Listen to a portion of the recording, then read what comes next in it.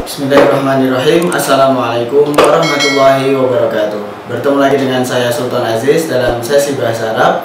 Dan kali ini kita akan mempelajari materi bahasa Arab berjudul Kana wa akhwatuha, atau kana dengan saudara-saudaranya. Maksudnya adalah beberapa kata yang posisinya sama dia seperti kana ini. Lalu apa maksudnya kana ini? Kana itu kalau diartikan mungkin bisa menjadi sebuah kata kerja yang berarti menjadi. Menjadi fi'il madhi, adapun mudhari'nya kana yakunu gitu. Tetapi dalam penggunaan pada judul ini kita akan membahas kana ini sebagai suatu kata yang khusus gitu. Kita coba tulis dalam contohnya. Contoh yang pertama adalah kana al-masjidu wasi'an, misalkan gitu. Kana al-masjidu wasi'an.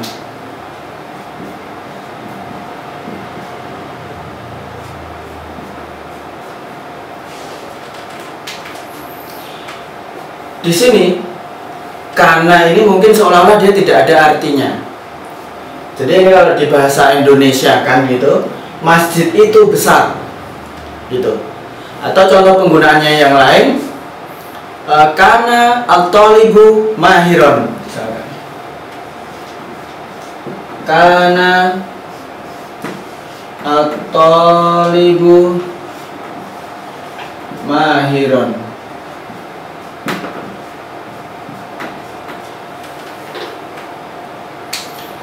Murid itu pintar, kalau diartikan seperti itu. Atau misalkan kita bicara soal cuaca gitu ya, kana al-jawu sahwan. Al-jawu itu cuaca, sahwan itu cerah. Kana al-jawu sahwan, artinya cuaca itu cerah. Atau kalau diartikan secara letterlek gitu ya, mungkin cuaca itu menjadi cerah gitu. Jadi penggunaan kana ini dia bisa jadi seolah-olah tidak memiliki makna gitu, tetapi sebenarnya dia merupakan sebuah kata kerja yang memang punya kedudukan yang khusus gitu dalam bahasa Arab. Makanya di sini judulnya juga kana wa akhwatuha, kana dan saudara-saudaranya gitu. Nah, lalu karena kekhususannya itu, maka kana ini disebut dengan fi'lun nasikh. Maka ini semua ini disebut dengan fi'lun nasikh. Maksudnya fi'lun nasikh itu bagaimana? Fi'lun itu kata kerja, nasikh itu yang menghapuskan atau yang membatalkan atau yang membuat sesuatu itu tidak berlaku gitu. Jadi kata kerja yang membuat tidak berlaku sesuatu. Jadi kalau teman-teman lihat di sini contoh 3 ini, awalnya adalah ketiganya ini merupakan bentuk mubtada dan khobar. Seandainya kana tidak ditulis di sini, maka al-masjidu wasi'un, at-talibu mahirun, al-jawu sahwun. Seperti itu. Lalu kita letakkan di sini kana. Apa yang terjadi perubahan di sini? Teman-teman bisa lihat. Mungkin dari depan sama-sama al-jawu sahwun, tapi ternyata huruf yang paling belakang pada kata khobar inilah yang mengalami perubahan. Yang awalnya sahwun atau marfu' dhammah itu di sini berubah menjadi mansub atau berakhiran tanwin an. Nah, inilah yang disebut dengan fungsi nasikh atau kata kerja yang mengubah suatu fungsi menjadi fungsi yang lain. mubtada'nya ini khobarnya ini berubah. Apakah mubtada'nya berubah? Dia dalam i'rab bukan sebagai mubtada' lagi. Ketika dia sudah diawali dengan kana, maka mubtada' ini ya berubah menjadi ismun, sehingga dalam i'rab, dalam kita menyatakan bentuk dan kedudukannya itu menjadi ismu kana, isim milik kana. Adapun khobarnya khobaru kana, bukan khobarnya mubtada lagi.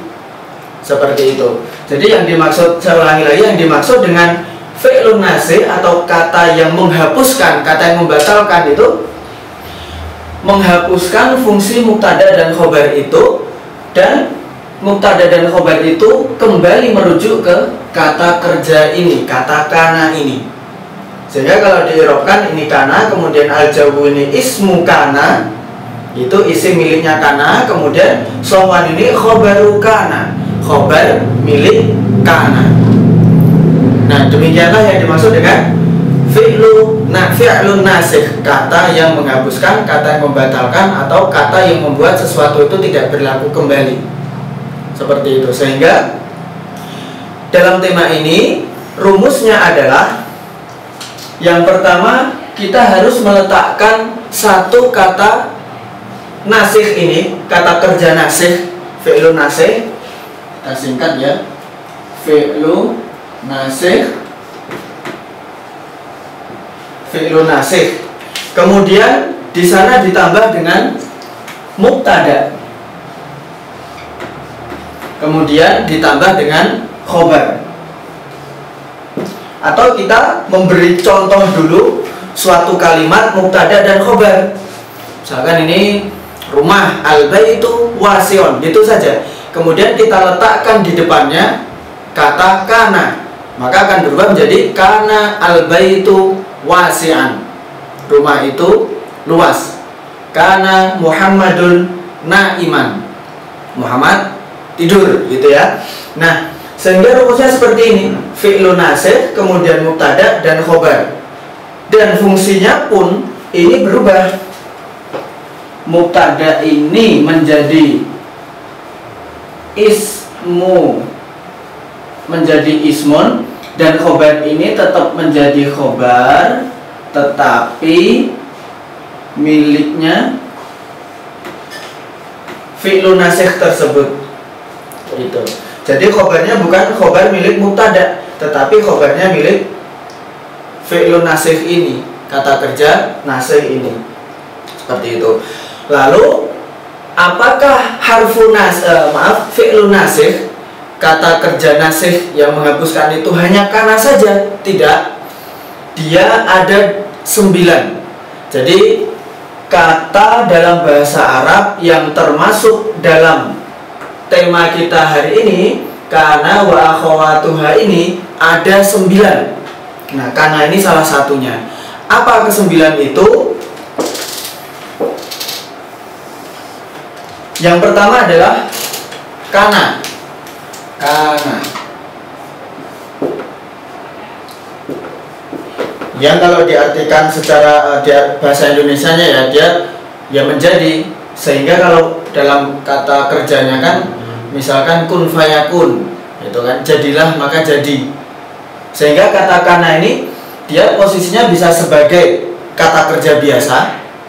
Yang kedua, bisa jadi berfungsi sebagai harf fi'lun nasih ini, kata kerja yang menghapuskan ini, gitu. Jadi yang pertama adalah kana. Misalkan dalam satu kalimat, kana, kemudian Ahmadu, kana Ahmadu rajin, nasyiton.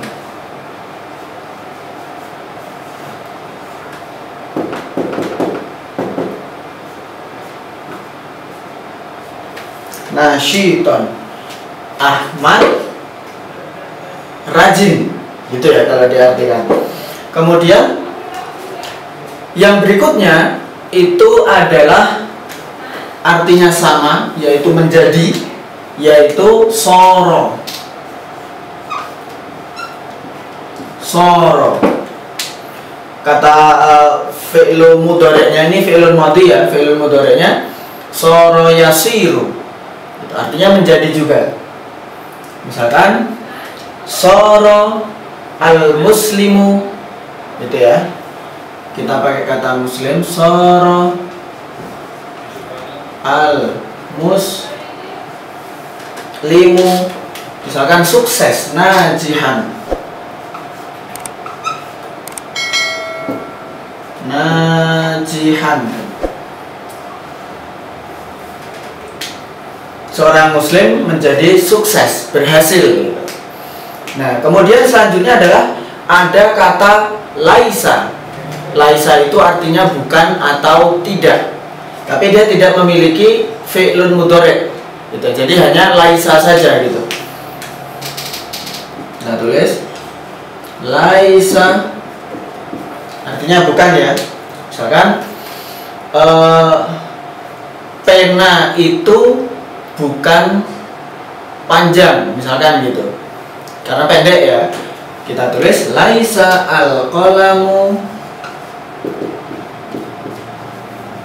tawilan. Itu.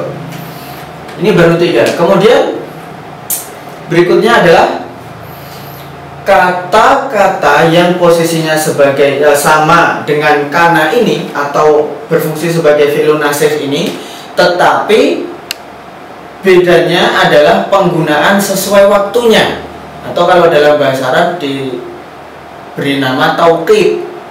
Jadi pemberian waktu, penentuan waktu itu menyebabkan perubahan dalam penggunaan fi'lun nasih ini. Maksudnya bagaimana? Jadi suatu perubahan atau suatu keadaan yang terjadi misalkan di pagi hari, maka kita menggunakan kata asbaha.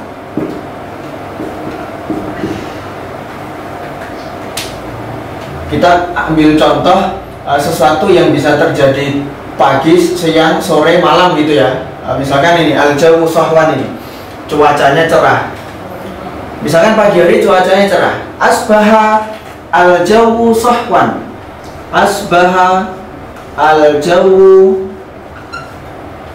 sahwan.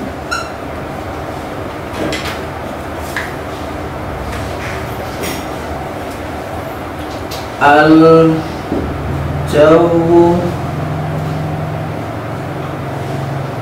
sahwan.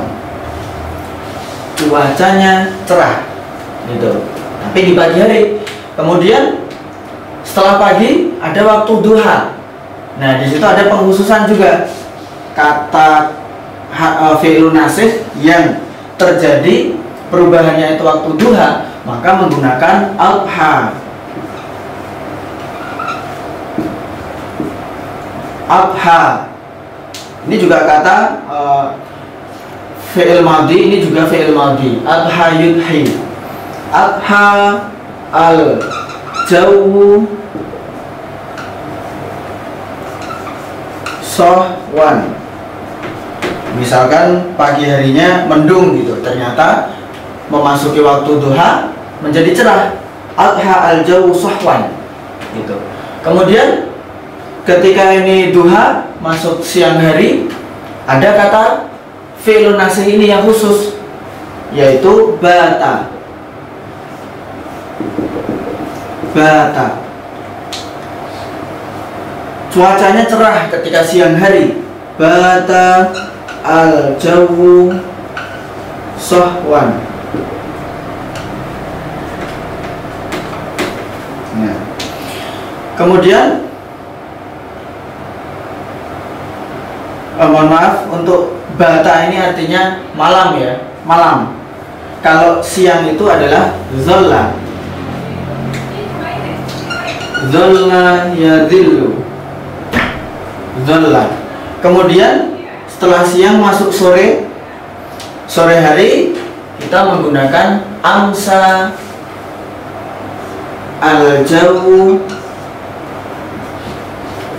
Amsa ada yaknya ini ya. Al-jawu sahwan. Nah, kemudian barulah setelah sore hari masuk ke malam hari, kita menggunakan bata.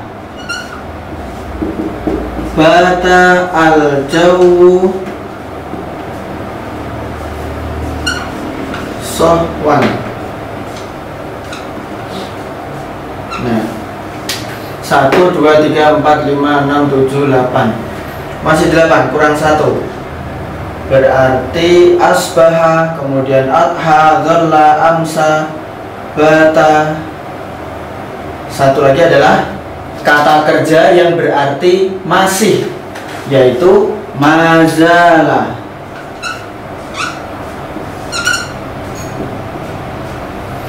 Mazala, misalkan cuacanya masih cerah.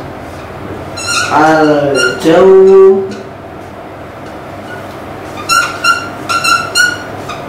sahwan, cuacanya masih cerah gitu. Nah, dari ke-9 kata atau yang disebut dengan fi'lun nasih ini, diantaranya ada yang berbentuk kata kerja madi sehingga mesti berpasangan dengan mudhari juga. Tapi ada beberapa yang dia bukan kata kerja, seperti laisa ini. Dia tidak memiliki kata kerja mudhari'nya. Dia juga bukan kata kerja madi, sehingga ya disebut dengan sebagian dari kana wa akhawatuha itu. Kemudian mazalah ini juga kata kerja, tetapi kata kerja yang ada tambahan mim, ma gitu, artinya masih.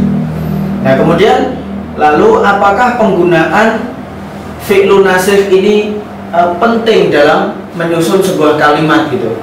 Kenapa harus banyak? Kenapa harus dibedakan antara pagi, siang, sore, malam? Pagi pun ada waktu duha juga gitu ya. Apa fungsinya ini? Jadi ya inilah salah satu keunikan dalam bahasa Arab, sehingga sebuah perubahan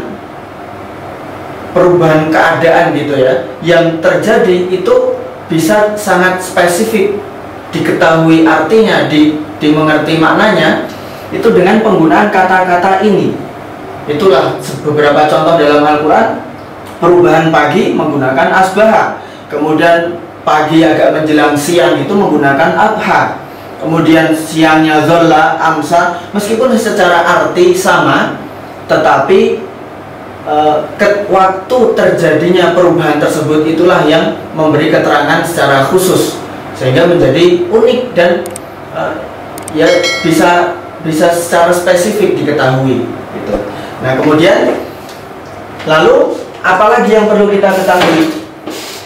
Tadi sudah kita singgung terkait bahwasanya kana wa akhawatuha ini sangat berkaitan dengan mubtada dan khobar. Bahkan ketika kana itu dihapus, dia awalnya adalah berbentuk mubtada dan khobar.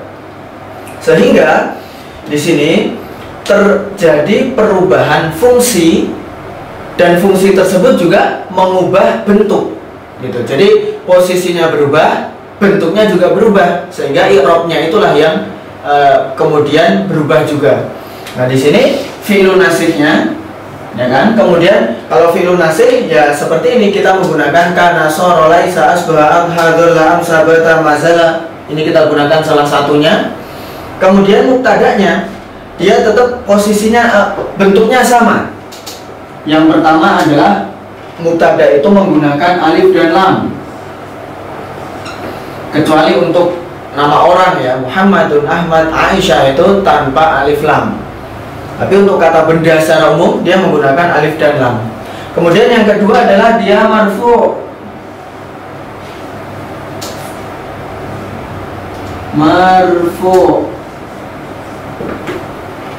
Marfu itu harokatnya adalah u gitu. Lalu bagaimana dengan khobar? Khobar juga mengalami perubahan. Perubahan yang pertama adalah dia yang awalnya marfu atau berakhiran tanwin un gitu ya, di sini berubah menjadi mansub.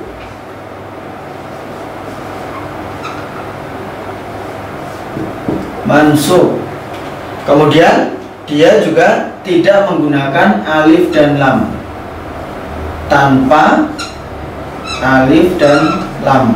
Kalau yang ini menggunakan alif lam, Kalau ini tanpa alif lam untuk khobarnya.